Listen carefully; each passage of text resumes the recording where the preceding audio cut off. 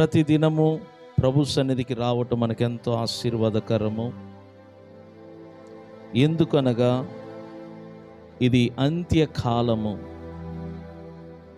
అపోస్తులుడైన పౌలు తిమోతి పత్రికలో క్లియర్గా తెలియచేశారు. 2వ తిమోతికి రాసిన పత్రిక, తిమోతి రాసిన 2వ పత్రికలో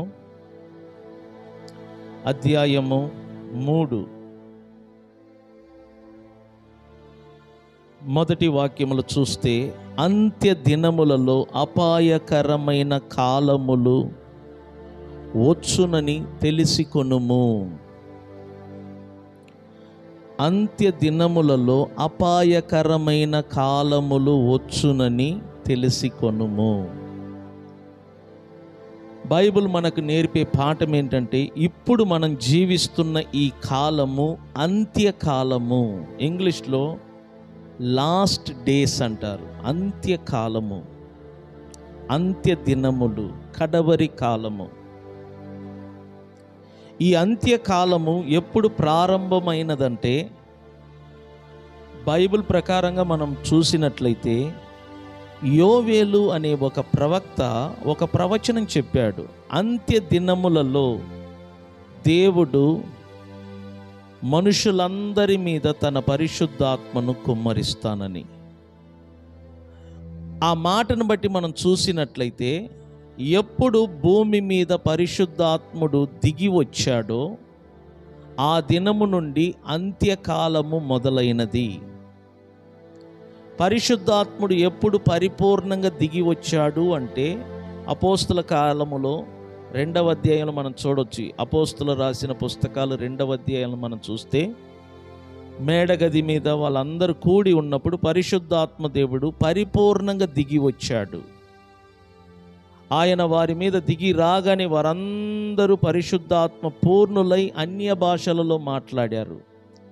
ఇక్కడ పేతురు లేచి నిలబడి యోవేలు చెప్పిన ఆ ప్రవచనము ఈ విధంగా జరుగుచున్నదని ఆయన తెలియచేశాడు. కాబట్టి యోవేలు గారు ఏమన్నారంటే, అంత్య దినములలో దేవుడు తన ఆత్మను మనుషుల మీద కుమ్మరిస్తానని వాగ్దానం చేశాడు. ఆ వాగ్దానము ఎప్పుడు నెరవేరిందంటే అపోస్తుల కాలములో నెరవేరింది.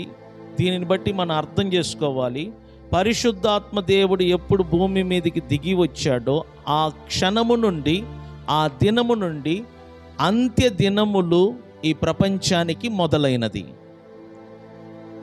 సుమారు 2000 సంవత్సరమైంది అంత్య దినములు ప్రారంభమై.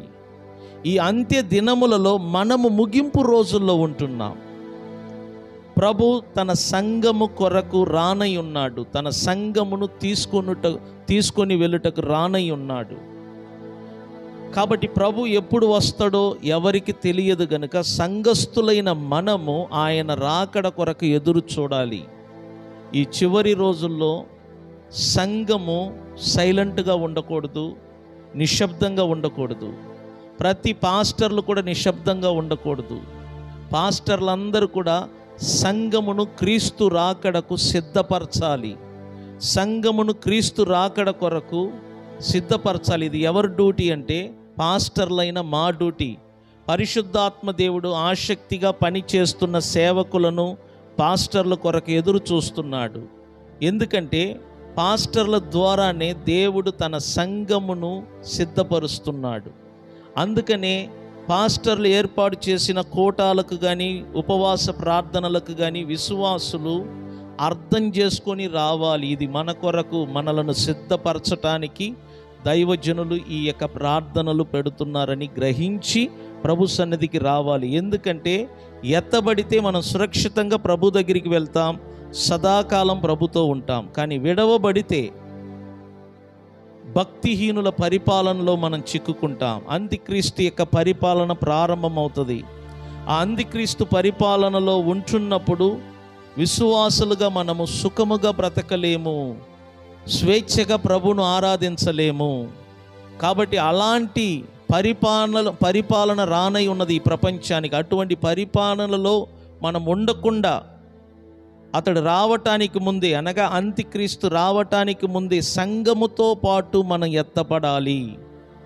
అలా ఎత్తబడాలంటే సంఘములో ఉండి క్రీస్తు రాకడ కొరకు ప్రతి విశ్వాసి ఎదురు చూడాలి, ప్రతి విశ్వాసి సిద్ధపడుతూ ఉండాలి. ఎందుకంటే ఇది అంత్య దినములు.